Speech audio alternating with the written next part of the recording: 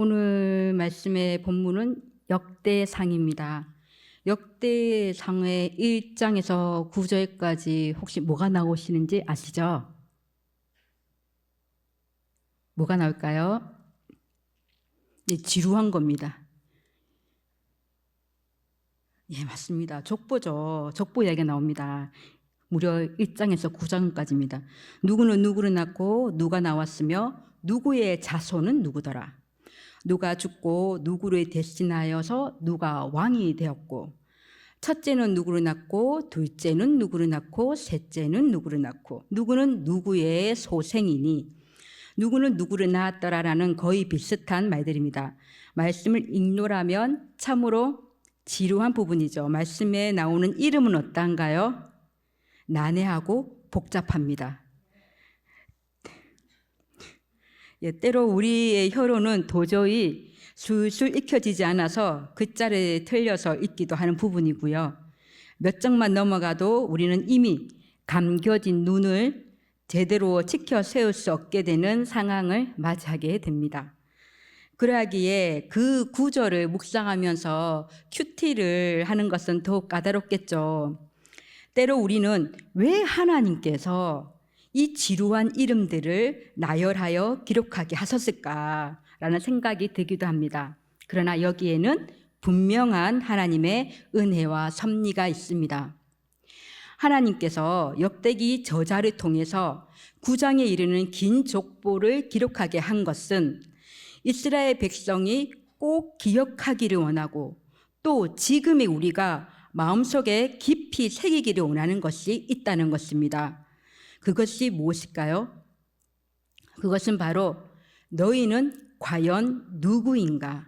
너희는 누구인가라는 정체성입니다. 9장에 이르는 족보에는 흐르는 기류가 있습니다.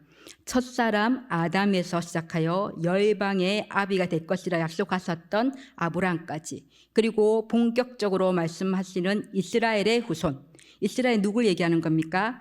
야곱입니다. 그 이스라엘의 아들 중에 유다.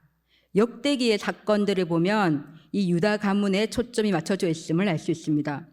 유다의 자손하면 누가 생각납니까? 예수 그리스도? 예, 맞습니다. 예, 그리고 다윗 왕이죠. 다윗 왕이고, 그리고 솔로몬, 그리고 예수 그리스도죠. 하나님께서 다윗을 두고 내 마음에 맞는 사람이라 내 뜻을 다 이루리라 하셨고, 하나님께서 약속하신 대로 다윗의 후손에서 하나님의 아들 예수님이 나오셨습니다. 유대 사람들은 다윗 왕과 그의 아들 솔로몬 왕 때 이루었던 통일 왕국 시대를 잊어버리지 않습니다. 그때의 하나님의 역사를 잊어버리지 못합니다. 이스라엘 백성에게 있어 황금기였던 그때의 찬란함과 영화와 오랜 시간 평화를 누렸던 그때가 그들에게는 희망이고 소망이었습니다. 그렇다면 이 역대기를 기록할 당시 이 유다 공동체는 어떠한 상황에, 어떠한 시대적 상황에 있었는가? 이 역대기는 70년의 바벨론 포로 기간이 끝나고 100년 정도 지날 즈음에 기록되었습니다. 이스라엘 백성이 하나님의 진노의 징벌을 받아서 바벨론 포로가 된 지 70년이 됐때에 이사야, 예레미야 선지자를 통하여 말씀하셨던 그 주의 말씀을 이루시려고 페르시아 왕 고레스의 영을 움직이셨고, 그렇게 고레스 칙령이 내려져서 1차 귀환을 했습니다. 그로부터 25년 뒤에 솔로몬의 성전에 비해서는 초라하지만 스룹바벨이 주축이 되어 예루살렘의 제2성전 스룹바벨 성전이 우여곡절 끝에 재건됩니다. 그렇게 새로운 성전이 하나님의 예배 장소로 봉헌이 되어 유월절을 성대하게 거행하기도 하였습니다. 에스라 6장 21절에서 22절을 보면 성전 봉헌의 날을 이렇게 기록하고 있습니다. 사로잡혔다가 돌아온 이스라엘 자손과 자기 땅에 사는 이방 사람의 더러운 것으로부터 스스로를 구별한 모든 이스라엘 사람들에게 속하여 이스라엘의 하나님 여호와를 찾는 자들이 다 먹고 즐거움으로 이랫동안 무교절을 지켰으니. 아멘. 이렇게 고향 땅으로 귀향하여 하나님의 성전을 재건하고 예배를 회복하는가 싶더니 이것도 잠시 성경에는 무거운 침묵이 흐릅니다. 그 뒤에 제2성전 건축의 주축이 되었던 스룹바벨의 이름은 이제 더 이상 성경에 언급되지 않습니다. 그리고 예루살렘 총독으로 파견된 이 스룹바벨, 그를 둘러싼 높은 기대도 이제 그 백성들에게 가을 안개처럼 사라져 버립니다. 바벨론 땅에 70년 동안 일구었던 모든 것을 포기하고 국가의 회복의 꿈을 안고 고향 땅에 돌아왔고 성전도 재건하였건만 귀향한 지 100년이 지난 지금의 상황은 어떠한가? 여전히 예루살렘 고향 땅은 황폐하고 여전히 정치 경제적으로는 별다른 변화가 없고 하나님의 영광은 꼭 이 예루살렘을 떠난 것 같았습니다. 오히려 주변 나라들의 멸시와 노략의 대상으로 전락한 열악한 현실에 처해 있었습니다. 그들에게는 더 이상 다윗 왕조의 찬란한 역사에 대한 기대를 할 수가 없었습니다. 그들은 고통 가운데 있었습니다. 그들은 영적 고통 속에, 어두운 그 영적 터널 속에 갇혀 있었습니다. 그래서 그들은 생각했습니다. 70년 포로가 끝나고 100년이 지났건만 아직 이곳에는 어떤 희망도 없다. 여전히 이러한 고통 가운데 우리가 처해 있음은 심판을 통해서 우리와 하나님과의 관계가 끝났음을 의미하는 것이 아닐까? 우리는 이러한 고통 중에 있는데 우리가 여전히 하나님의 백성이 맞는가? 우리 조상의 죄가 아직도 우리에게 족쇄가 되어 그 값을 우리가 치르고 있는 것인가? 그들에게 하나님은 역대기상 1장에서 9장까지의 긴 족보를 통해 분명히 말씀하십니다. 너희는 과연 누구인가? 너희는 분명히 알아라. 나는 만물을 창조하였고 첫사람 아담을 창조한 창조주다. 그리고 너희들은 내가 아브라함에게 약속한 언약의 백성이다. 다윗에게도 영원히 내 집과 내 나라를 세우리니 그의 왕위가 영원히 경고하리라 약속하였다. 그러나 나의 언약의 백성인 너희들이 목을 곧게 하며 마음을 완악하게 하여 크게 범죄하고 나를 저버렸다. 그래서 나의 진노가 이스라엘에게 임하여 너희들을 바벨론의 손에 넘겨주었고 70년 동안 징벌을 받게 되었다. 하지만 보라, 새 날이 이르리니 내가 이스라엘 집과 유다 집에 새 언약을 맺으리라. 아멘. 너희는 언약의 백성이다. 너희는 나의 백성이다. 나는 너희의 하나님이다. 이렇게 족보로 이름만 나열되어 있는 본문 가운데 우리는 딱 한 두 구절을 주목하게 만드는 그 기도가 있습니다. 기도자의 이름은 야베스입니다. 하나님은 야베스를 통해서 이스라엘 백성들에게, 포로기 이후에 있는 이스라엘 백성들에게 더욱 분명하게 말씀하십니다. 야베스의 이름의 뜻은 슬픔, 고통입니다. 4장 9절 후반절에 어머니가 이름하여 이르되 야베스라 하였으니 이는 내가 수고로 인났다 함이었더라. 어미가 아들의 이름을 슬픔, 고통이라고 지었는데 이름을 그렇게 지은 까닭은 어미가 이 아이를 수고로 인났기 때문이라고 설명하고 있습니다.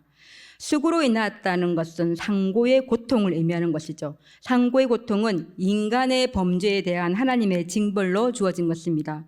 창세기 3장 16절에 또 여자에게 이르시되 내가 내게 임신하는 고통을 크게 더하리니 너가 수고하고 자식을 낳을 것이며, 또한 성경에서는 지나친 상고의 고통은 한 가문의 몰락을 상징하기도 합니다.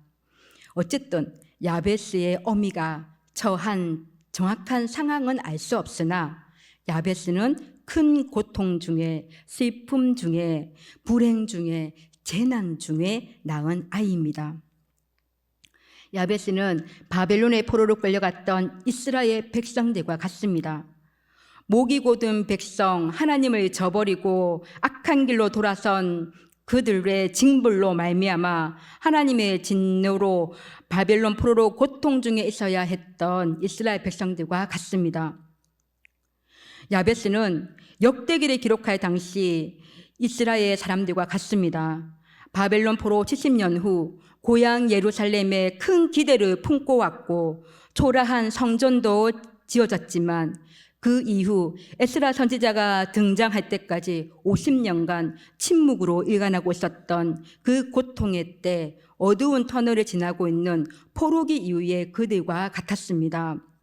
심판을 통해 하나님과 우리와의 관계가 끝났는가? 우리는 하나님의 백성이 맞는가? 우리 조상의 죄를 우리가 여전히 받고 있는 것인가?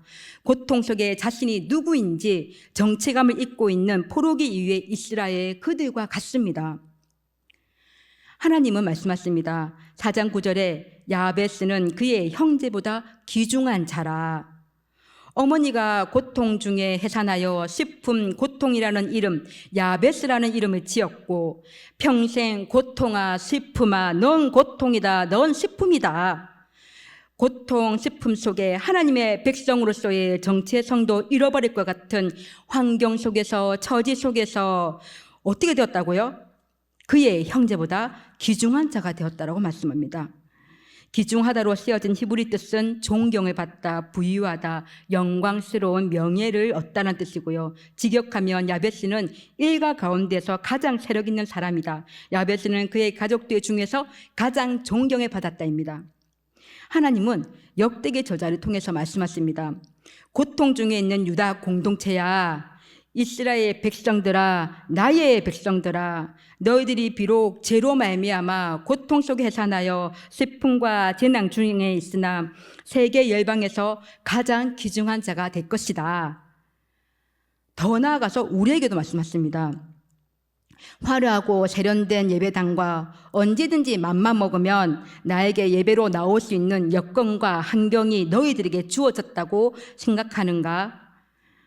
번지르한 겉사람이 아닌 너희의 속사람은 어떠한가? 너희 대적 마귀가 우는 사자처럼 삼킬 자를 찾는 가운데 영적 무지 속에 너희의 영은 고통 속에 너희의 영은 혼란 속에 가고 있지는 않는가? 너희가 누구인가를 잊지 말아라. 너는 내 아들이다. 오늘날 내가 너를 낳았다. 죄악의 고통 속에 있던 너를 나의 핏값으로 낳은 너는 나의 존귀한 아들이다, 딸이다. 너는 이 세상에서 가장 존귀한 나의 백성이란다 라고 하나님 말씀하신 것 같습니다. 고통과 슬픔 속에 거할 수밖에 없었던 야베스가 어떻게 형제보다 귀중한 자라 여김을 받게 된 것입니까? 그 이유가 10절에 나옵니다. 함께 봉독하도록 하겠습니다. 10절 말씀입니다. 야베스가 이스라엘 하나님께 아뢰어 이르되 주께서 내게 보고해 주시려거든 나의 지역을 넓히시고 주의 손으로 나를 도우사 나로 환난을 벗어나 내게 근심이 없게 하옵소서 하였더니 하나님이 그가 구하는 것을 허락하셨더라. 아멘. 다시 여쭤봅니다. 고통과 슬픔 속에 거할 수밖에 없었던 야베스가 불행을 딛고 하나님의 축복을 받아 가문 중에서 특별한 위치에 있게 되었는데 그 이유가 무엇입니까?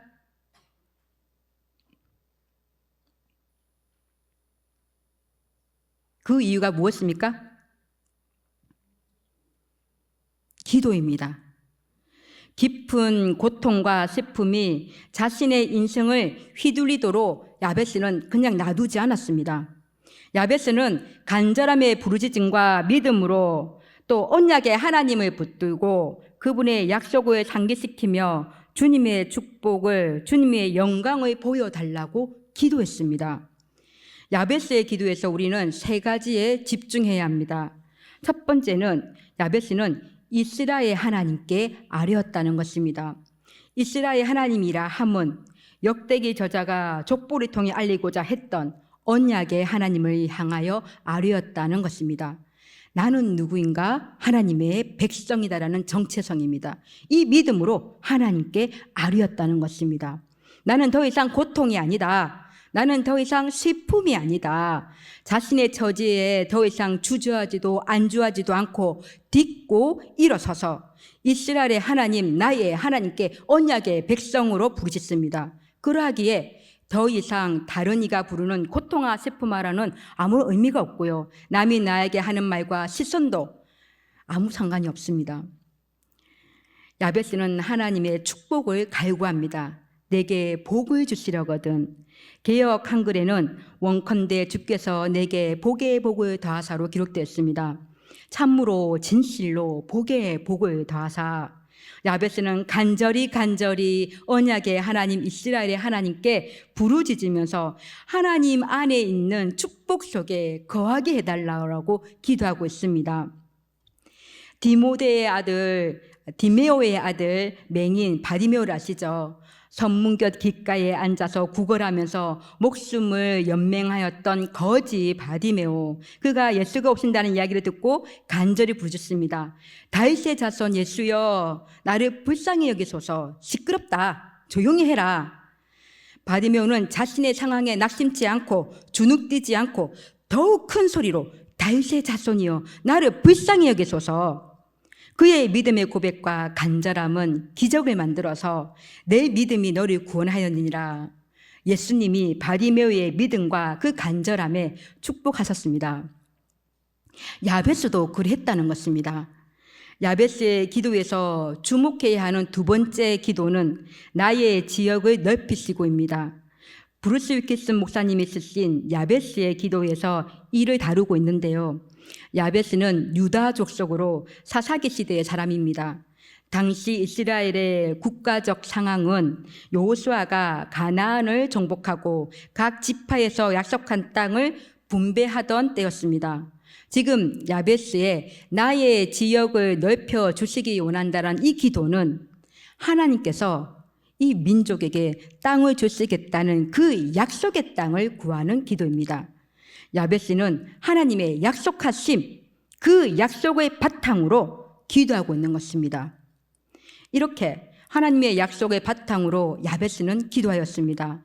우리는 신실하신 하나님의 약속을 알아야 그 약속의 바탕으로 기도할 수 있기에 말씀 속에 거해야 합니다.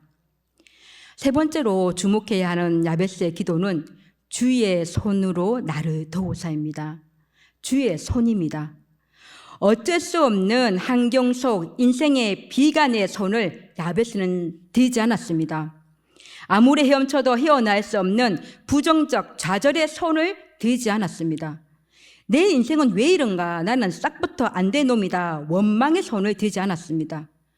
오직 주님의 손이라면 자신의 삶을 극복할 수 있으리라라는 믿음이 있었습니다. 오직 주님의 손이라면 자신의 고통의 운명에서 축복의 인생으로 바꿀 수 있다는 믿음이 그에게 있었습니다. 야베스는 고통과 슬픔으로 가득 찬 인생 가운데로 주님의 권능의 손이 직접 오시고 내 인생에 개입해 달라. 주님의 손이라면 가능합니다. 주님의 손이라면 만사 오케이면 믿습니다. 환난에 벗어나 근심이 없게 해달라고 믿음으로 기도했습니다. 고통 중에 거할 수밖에 없는 어둠과 환난, 혼란 속에 있던 야베스는 자신이 누구인가, 자신의 정체성을 분명히 알았습니다. 하나님은 나의 하나님이고 나는 그분의 백성입니다.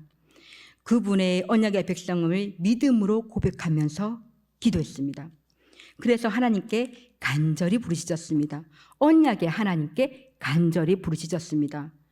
야베스는 주님의 말씀 속에 거했고 말씀에 의지하여 주님 주신 약속의 바탕으로 기도하였습니다. 야베스는 주님의 권능의 손을 의지하여 환난에 벗어나 근심이 없게 하옵소서 주님과 함께하는 축복된 삶을 위해서 기도했습니다. 그리하였더니 10절 후반절의 말씀입니다. 하나님이 그가 구하는 것을 허락하셨더라. 아멘. 우리 하나님은 반드시 응답하십니다. 응답하심으로 우리의 영혼은 기쁨으로 충만합니다. 요한복음 16장 24절에 지금까지는 너희가 내 이름으로 아무것도 구하지 아니하였으나 구하라 그리하면 받으리니 너희 기쁨이 충만하리라. 아멘. 역대기상 1장에서 9장까지의 이 족보 가운데 하나님은 한 사람에게 주목했습니다. 바로 야베스입니다. 그리고 말씀하십니다. 야베스는 그의 형제보다 귀중한 자라. 하나님은 야베스에게 주목하셨듯이 여러분 한 사람 한 사람에게도 주목하십니다. 그리고 말씀하십니다.